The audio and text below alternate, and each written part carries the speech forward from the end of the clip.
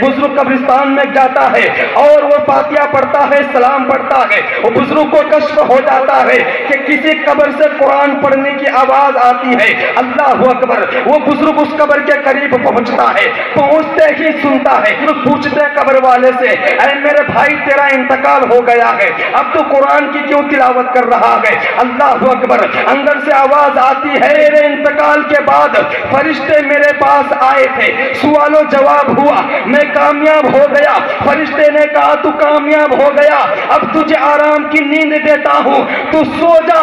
तो मैंने फरिश्ते से कहा ऐ मुझे कुरान दे दिया जाए, जो क़यामत तक कुरान की तिलावत करता रहूंगा।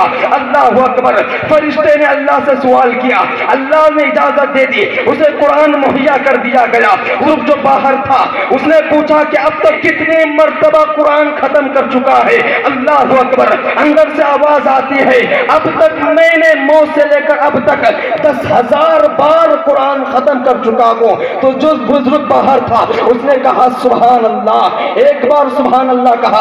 आप भी कह दीजिए एक बार सुभान अल्लाह। उस लोग ने कहा सुभान अल्लाह, अल्लाह अकबर। अंदर से आवाज आती है, तेरे एक मर्तबा सुभान अल्लाह का सवाब मुझे दे दे और मेरे 10,000 कुरान खत्म करने का तू ले ले।